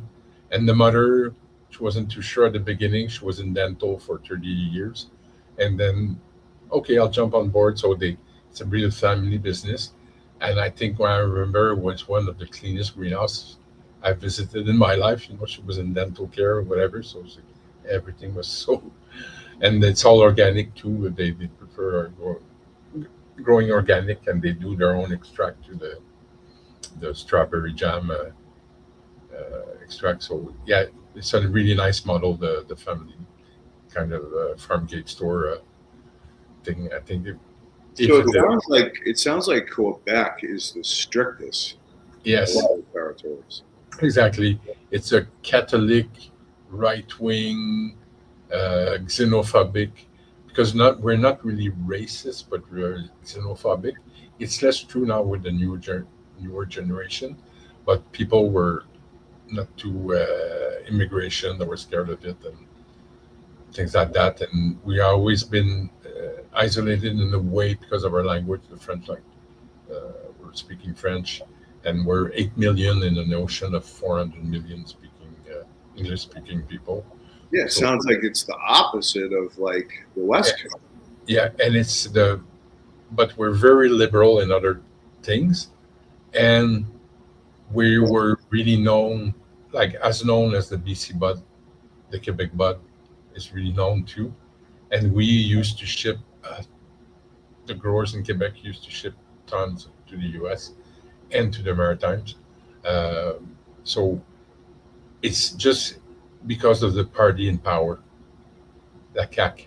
So Coalition Avenir Québec is the political party in power right now. And if the polls are right, they're going to be kicked out so bad this fall. They're the worst for the environment, and they're the worst for the cannabis. And now they're the worst for immigration too. So they're going to be out of the. They're even predicting they won't even get a seat left in the next election. So I'm just so happy because the guy that voted for all these crazy cannabis laws in Quebec, he's called Lionel Carman. He's a doctor, he's a pediatrist. I'm sure he's a good pediatrist, but it was almost like propaganda on the TV news. He was showing brain scans of children that ate cannabis, Yeah. So, yes, it's legal. So we keep it away from children. You could show them the same scan as they got into the liquor cabinet, with their parents. They did brain damage because they drank too much alcohol or, So the argument he was giving was not, anyways, and they changed the laws. If it would just been of them choosing what happens with the laws in Canada, it wouldn't even be legal in Canada. It's just, but now the next party that's going to come in, I'm pretty sure they're going to change it. I mean, they're going to at least put it on par with the rest of Canada, So there's also rumors like Ottawa wants to secede from Canada. Is there any truth to that? Alberta, there's about Alberta, yeah. Yeah, it's like Quebec. It's like 30% of the population wants to separate, maybe, and it mainly comes because of they couldn't really export their oil, their oil like they wanted to, because there always been this BC was always opposed, or Quebec was always opposed. So it was always blocking their pipeline. So they have some pipeline that go to the States, and they want to reopen another one. But now the new Prime Minister Carney, it could be cool in some ways, but in others he just put a bulldozer in all the environmental laws that we have, under the sake of we have to fight the tariff wars that the U.S. is giving us. We have to diversify our markets. We have to expand as energy producers. We have to reinvest because Donald Trump told us that we will be in trouble if we don't get more of our GDP a percentage in buying weapons. So now we got slapped again on the fingers, and that we did. Now we're buying in weapons value is 2% of our GDP, and they want us to bring it to 5%. It's just like this weapons race. Like, I can't believe it's what's going on, and now they justify themselves now, and they such bullshit. It's crazy. Well, it's the military-industrial complex. Just keep the perpetual wars going and going and going. Exactly. I think that I'm praying that when Donald Trump moves on, that somebody like him follows suit to try to end these wars, stop all this nonsense, because it's not helping anything. And you talk about environmental disasters. Fucking war zone is the worst. Oh yes. Everything that they. Yeah. Anyway, we probably shouldn't drift into that stuff. No, at all. No, that's it. We drifted from a pest then to cannabis. Right. All right. So usually around this time, I've opened it up for questions, and you got a few, but they usually lead to more conversation. So why don't we bring Ken on and get these questions fired? Perfect. I'm gonna. What do you do? I'm just take 30 seconds for more. Yeah. Go ahead. Take your time. More hydration. Why don't I answer Mike Klitz's question? Okay. Azomite is a powder, right? It has a lot of aluminum in it, which I don't like. It does have some mineral value, but only about 30% of it has what I would consider some value. I would definitely not use it as a clay layer. It's not going to react the way clay does. It's not going to hold on to nutrients that are mobile in the soil. I would say that if I was to choose any kind of mineral dust, rock dust to add to any of my horizons, I would say basalt or granite rock dust. They're going to have a lot more valuable, rare or not rare, but trace minerals, as well as some more value as far as macros, nutrients and minerals are concerned. So that's my answer to you, Mike, is that no, I would not leave the clay out and add as into, I'm assuming your area. And if you're playing with rock dust, get a greater variety. It's like with the biology, the more you have and the different strains you have, the better off you're always going to be. Absolutely. Great advice, Ken. So this is from the very beginning of the show. You were talking about the wasp, and the gentleman was asking, is the big wasps? No, they're parasitoid wasps, so they're really, really tiny. They're really they're smaller than aphids a bit. So it gives you an idea of the size. And they have no stinger. They just have an ovipositor tube that they will insert inside the aphid to lay their eggs, so they don't sting. They don't have Is the tube on the front or the back? The back. Okay. Yeah. So they just like they land, they feel the aphids with their antenna, they position themselves, and then it's just from under them. I think they curve a bit the abdomen, and then just poof, it just pierce like a dagger, like a tube, and then they insert the egg, and the aphid doesn't know what happened to it, and then it feels strange. I think in the next hours, as it starts to develop inside them. I couldn't imagine having like the Alien movie where exactly something's living inside of you, eating you from the inside out. It takes about 7 to 10 days for it to, that it happened. The full-on parasites, so they all turn into mummies, so they all puff up like in kind of a grayish, kind of bronze, kind of silverish color. Doesn't sound like a fun way to die. No. And they will eat their way out. So the larvae that developed, the aphid just lay its eggs inside the aphid, then that egg hatches inside the aphid, then the larvae that came out from that egg starts to eat the aphid from inside out, and then it will, once it's mature enough, built its wings and everything, then it just eats its way out of the mummy. So they produce a really nice round hole, which they come out from, and then she just emerges, and then she just prepares her wings, dries them up, and then she flies off to find new aphids to parasitize. So, and these parasitoids will be victim of hyperparasites. So what? yeah, so when you install the banker plant system I was talking about, Yep. after a while, after a couple of months, you have to check your mummies to see if the emergent holes, are very round and nice, clean. If they're like botched, like they came out like they didn't. I mean, how could I They say didn't that? eat a good circle. They Then an Then explosion.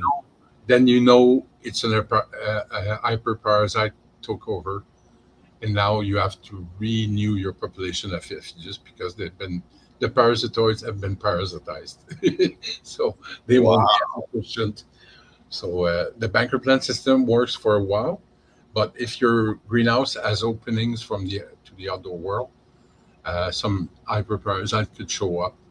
So indoor buildings totally contained. Usually that doesn't happen, that issue, but for many greenhouse growers that have to vent once in a while, then there's outside bugs that will come in and take care of it. So the other parasite went in there and ate what was left of the beneficial parasite. Exactly. So it went inside that parasitized aphid to parasitize the parasitoid. And then it eats it and blasts out. Wow, that's crazy. Yeah, exactly.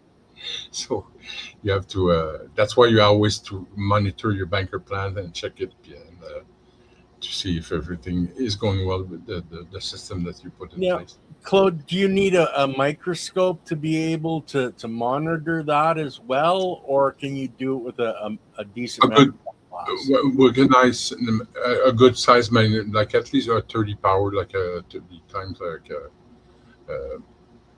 a regular magnifying lens. You will see enough of the holes in the. What about a jeweler's loupe? Is that enough, or does it have to be a microscope? Sorry, jewelers is good. It's just enough. Yeah, it's just enough to see it. For sure, it's always better like to have the big. Like the little tiny, a lot of people now have this little digital thing where they just put it with that kind of screen, like you can really see. To see empress and mite and brown mites, you really need a 80 like magnification, because it won't be good enough like just 30. But to see mummies, how they hatched, how if the parasitoid came out of the mummy, this you could check easily. Okay. So let's go to our next question from Shooting the Soil. What are your thoughts on isopod overpopulation? I have a gecko in my bed, and he helps control. They don't bother developing plants, but they destroy the sprouts. Yeah, they can bother develop plants a bit. If there's so many, they will scratch the stem so much that it gets pathways for pathogens to get into the plant, and it weakens the plant. So for these, in fact, the isopods are, they're crustacean. They're not real insects. We're talking about the pill bugs, eh? Yeah. Pill bugs. Yeah, exactly. So in fact, these are not real insects. They're like crustaceans, and they always need this layer of humidity or water to be able to breathe. So they cannot survive in a dry environment. So if you want, you try to make it as inhospitable for them. So you put a bit of sand on the top of your topsoil, or diatomaceous would work too, to control them. So I had this person that built himself these little covers for just the stem, around the stem, and he would fix it with tanglefoot glue, so that way they wouldn't be able to go and attack the stems of the plant. We don't have a predator really for it. I mean, I would say certain of our soil predators, the mites, could control the babies or the eggs, maybe a bit, but not enough, I mean, to get rid of them that way. So I would go with mechanical control, like diatomaceous, protecting your stem with a kind of tape or tanglefoot tape or something. Yeah, that's always been an issue in living soils, is when they get way out of balance because they have too much organic matter, they're overwatering, those isopods explode. And we've talked on the show many times about people putting double-sided tape, and there was a remedy that we came up with that worked. Wendy Hornberg had discovered, I think it was adding cornstarch or something, and they'd all come to that pile of cornstarch, and then you could capture it, you could scoop up a whole bunch of them. But that was a couple years back, 3 years maybe, that we talked about that specifically because there was a lot of people that were having it. Mm-hmm. Because in fact, that's it. They're not really automatically bad. They're really decomposers. They really help break down the organic matter. They will also they're really equipped to also to detoxify soil. Cadmium and things like that. They will absorb. So they mostly feed on decaying matter, but that's it. They really can chew seedlings of plant parts, fruits, and vegetables that are touching the damn soil. So that's what. So to dry the surface really helps them. Also, you could have some traps for them.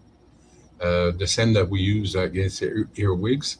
You wet newspapers in rolls, and you just harvest them, every morning. Once they all congregate inside. And the same thing in your beds, if you can remove some dead leaves, some old roots, too thick of algae, thick mulch, things like that, you try to remove that if you can. And if you're doing propagation, you could having not put your trays into with organic debris or things like that. Some traps you can build. I mean, you could do potato slices that you just put on or rolled newspaper, like I said. Check early morning and you remove them. So that way I would do. There's some people that would maybe use iron phosphate.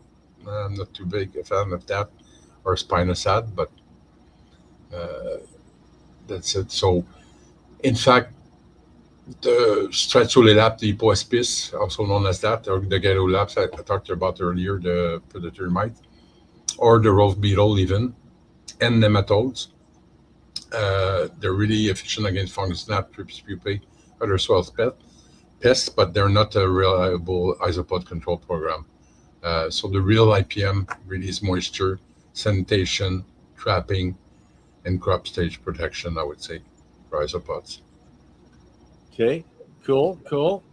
I don't know if this is more of a statement than a question, but ladybugs are breeding and feasting on on aphids out back on the farm. Huge purple sticker plant. #ladybugs habitat. Yeah, I love ladybugs. I don't love when they commercially harvest them because they really damage the long-term populations. So, if you've got ladybugs, cool, but please don't buy them. It's not a sustainable way, even close to handling them as a predator. Exactly. We stopped that many years ago. I think it was first, second year, because there was a company, I won't name them, in Canada that used to get the wild harvested one from the Sierra Madre and other places, and the convergent ladybug. And these are no good anyways. They're really cheap. They're harvested in mass, so they must disbalance the ecosystem over there because we're taking them away to bring them somewhere other place. So, and they could have pathogen on them. And also they're migratory. I mean, meaning they won't stay in place. So they would go burn themselves on the light bulbs of the artificial lights, the high pressure sodium lamps or whatever. They would just try to escape from the greenhouse. Then we got Didion longulum, which is a species in Canada. It's not too voracious.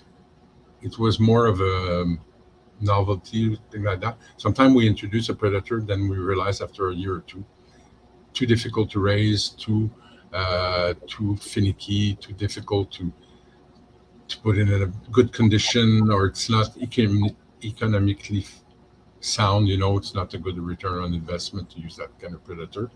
So we dealt with I won't name my competitor, but Crobert and Biovis. Anyways, this company, they sell Adalia bipunctata, which is a tree-dwelling ladybug. It is produced in the lab, but the way it behaves in trees, it's not good for a greenhouse or indoors. So we stopped selling it too. But then we discovered Coleomygila maculata, the pink lady beetle. Amazing predator. Now I'm sold again to ladybugs. It depends on the species. So these are reared in our artificial rearing. I mean, in greenhouses.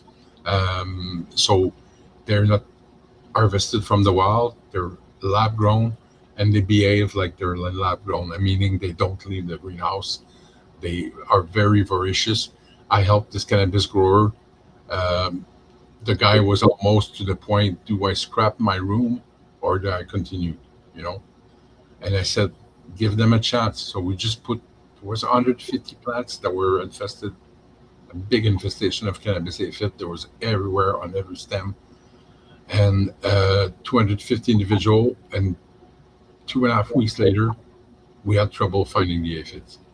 Wow. They were under the leaves. We just found the ones under the leaf that cleaned up all the stems, because like I told before, the cannabis aphid prefers to hang around on stems than under the leaves, but you find them everywhere on the plant. But they have certain patterns of behavior, but it really did a really, really good job. We had tested them in tent in BC, but that was not a real situation. A tent, they're contained in a small tent with just 1-2 plants. We had to test it on a larger scale, and it really proved itself.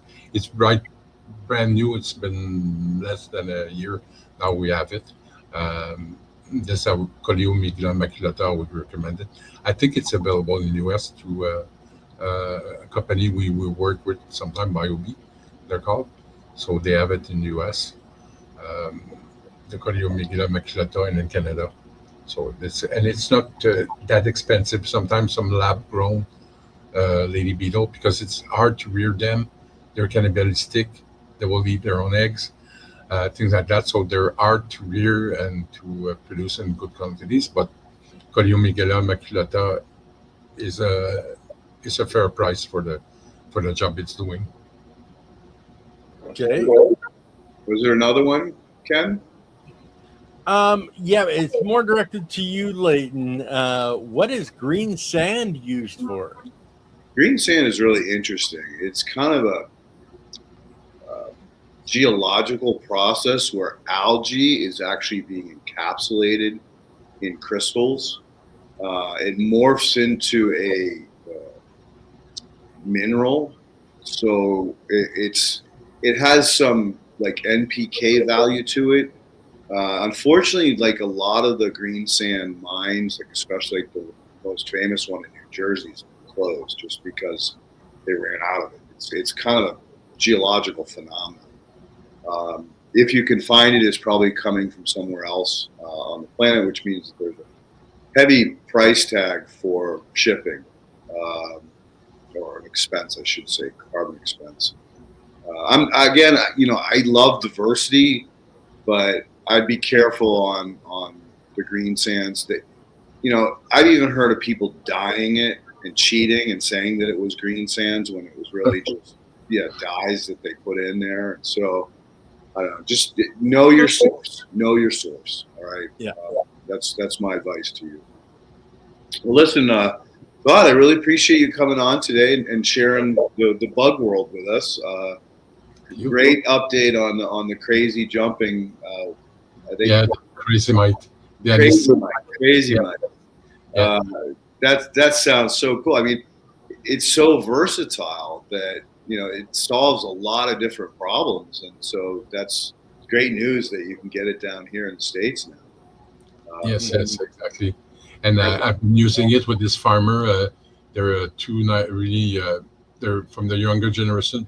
Two really nice women. They have it's called Ferme des Sommes, and they have organic vegetables, and they grow spinach and lettuce, and they had a lot of issues with aphids on their lettuce. And the aphid juice I was talking about is not a good candidate to get rid of aphids on lettuce, because the mummies I was telling you about, they stick to the leaves, so their lettuce wouldn't be improper to consume. I mean, the people wouldn't want to eat the mummies, So, and they're almost, it's hard to clean, you cannot get rid of them, they stick to the leaves. So Anatis is a great predator of aphids for them.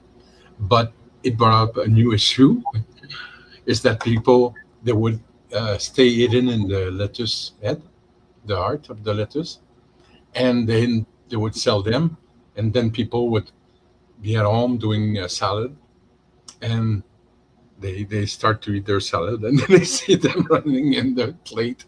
So she solved the issue with one of the weakness of Anatis, the crazy mite, is that now she has a station to wash her lettuce with the bubblers, and she just immerses them for a bit longer, so they drown easily. So that way she does not bring Anatis on the plate of her customer. I could see, in a restaurant, somebody going, "There's something running across my lettuce." Because the Cumaris is too small and translucent, but Anatis is 10 times the size, it's bright orange, red, and it runs like crazy. So for sure you can't miss it, It's Well, as always, Ken, thank you so much for all the work you do behind the scenes to make this happen every week. And I don't know if there's some information you want to put out about the rest of the week of the channel. Well, we do have a special tomorrow with Mr. Leighton Morrison.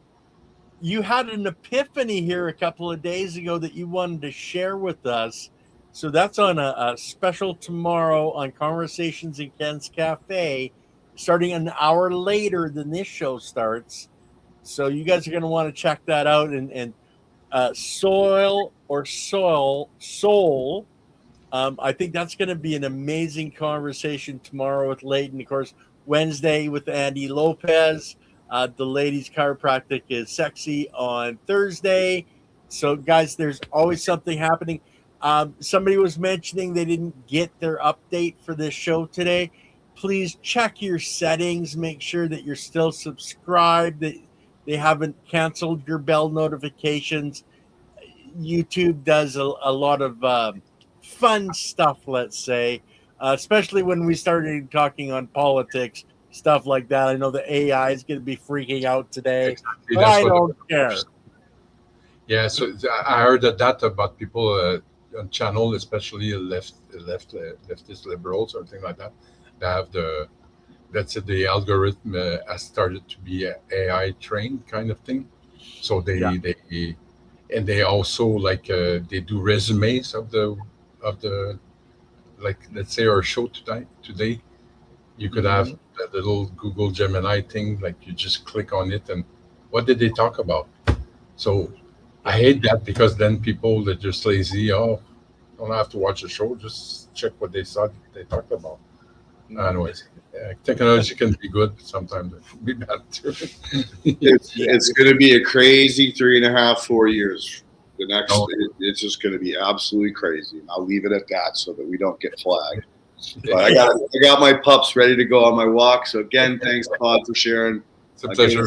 Data over the last couple of years. Say hi to Ed for me when you're up there. Yeah, that's Grow up. So everybody that wants to meet me in person at Grow Up Toronto from the 1st to the 3rd of June, I'll be doing a talk panel on the 2nd.